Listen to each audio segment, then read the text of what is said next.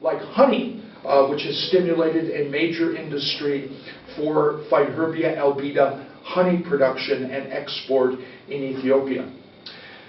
And it is a bit surprising to many of us that when researchers examined the landscapes today and compared them with landscapes 150 years ago, they found that the landscapes in Ethiopia are greener now than they were any time in the past 145 years. This suggests that Ethiopia is on a tipping point. It's approaching a restoration success of a magnificent magnitude in the coming years. And as you recall from the table earlier, we saw that this development has engendered the Ethiopian government to commit to restoring 15 more million hectares in the coming 15 years. Well, what does it all mean in context?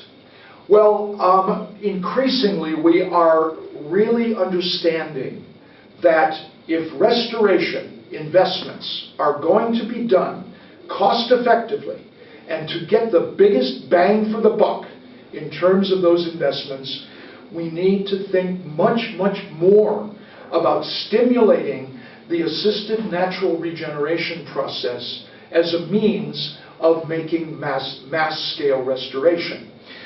These figures show that tree plantations, which are the fundamental foundation of most foresters' thinking, is pretty costly.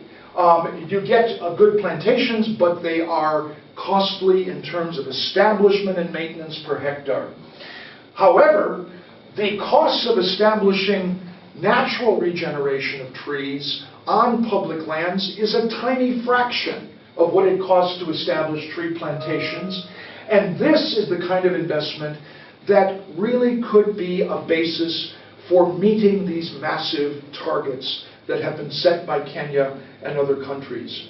And so indeed, one of my major points to you is to think more deeply and carefully about deploying assisted natural regeneration, a practice that I'm sure you're all familiar with, but it has received far too little attention from foresters up until the present.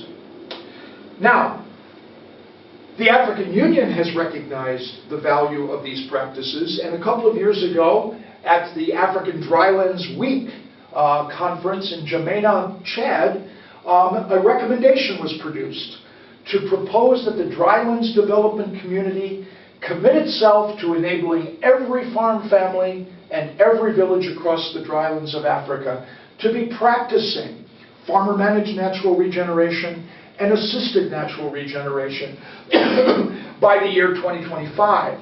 Now that is a goal that could encapsulate the challenges and the opportunities that we face and that the African Union is putting its policy weight behind to achieve. Jonathan Muriuki will be speaking just after my presentation and talking to you much more about the potential for these practices here in Kenya. But I would like to just make a couple of points. One of which is that, as we all know, the community conservancy model, which only began about 10 to 12 years ago in northern Kenya, has blossomed into dozens of community conservancies with innovative and more effective governance mechanisms for managing holistic grazing. But they also provide an important opportunity for assisted natural regeneration to create the kind of useful savanna, tree, and grassland vegetation that can increase livestock production and livelihoods in these areas. The conservancies we see as a major opportunity for assisted natural regeneration in the coming years.